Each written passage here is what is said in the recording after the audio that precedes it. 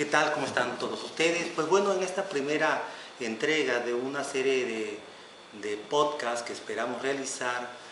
próximamente, queremos detenernos un momento a conversar con ustedes o hacer una serie de observaciones relacionadas con la forma en que tenemos que enfrentar en términos de estilística académica la producción de un texto académico.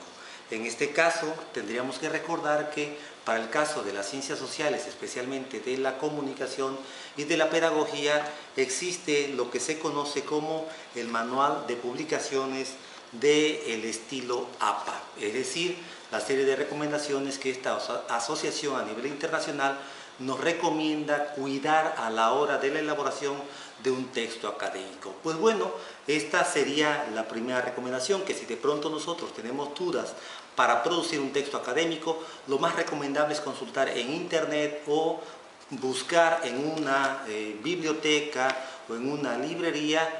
algunos de los documentos que el APA ha publicado en años recientes. Una vez dicho esto, también valdría la pena hacer la observación que cuando uno como autor quiere publicar, ya sea en una revista o presentar una propuesta para una obra en alguna casa editorial, es importante reconocer que una y otra pueden llegar a tener lo que se conoce como políticas editoriales. Por lo tanto, como autor interesado en la publicación de su obra, es importante que cada uno de nosotros procure atender la serie de recomendaciones que regularmente se hacen para los autores que quieren publicar allí. Bueno, dicho esto,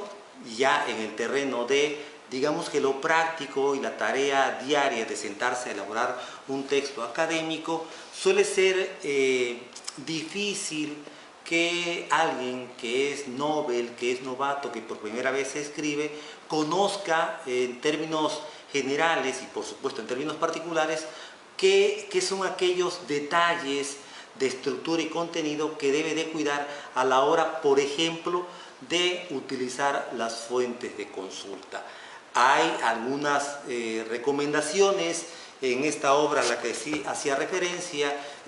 hace un momento, pero quisiera yo especialmente hacer una recomendación que creo sería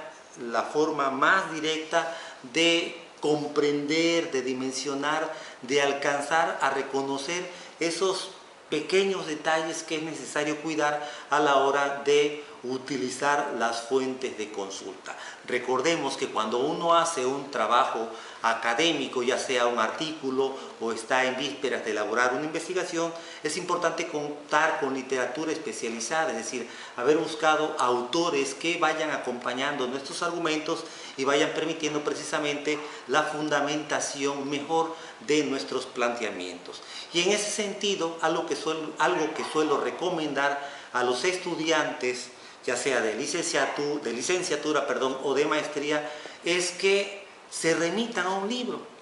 y reconozcan las características de composición de ese libro. Ese libro que todo mundo sabe, tiene una portada, tiene una contraportada, tiene un índice donde se expone el contenido de la obra y tienen lo que se conocen como fuentes de consulta. Pero también cuando uno abre un libro, es posible que de pronto se encuentre en el cuerpo del texto una serie de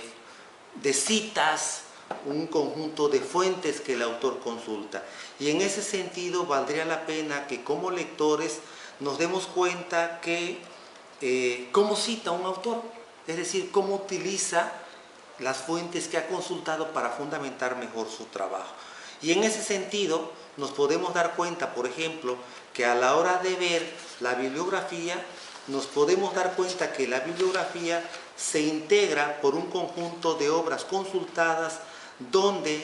el apellido del autor, el nombre, el año, el título de la obra consultada, así como el país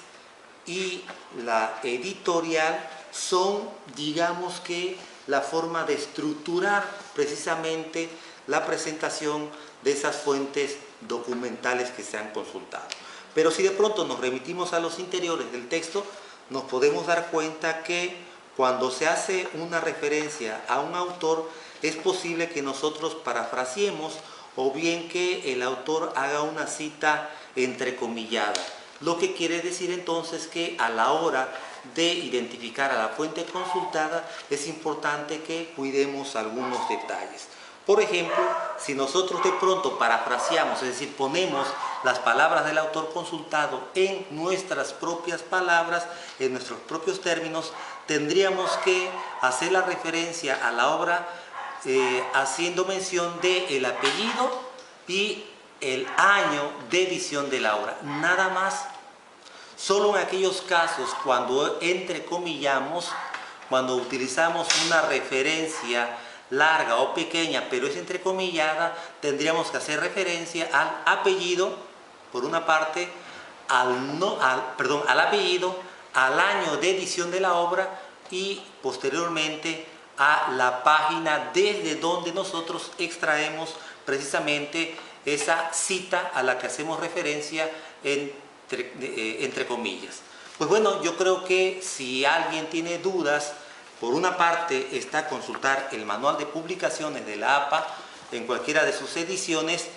pero también me parece interesante e importante acercarse a los libros que estamos consultando y en ese sentido detenernos a contemplar y a reconocer la forma en que los autores que estamos leyendo al mismo tiempo utilizan otros autores que les sirven para fundamentar precisamente sus escritos. Bueno,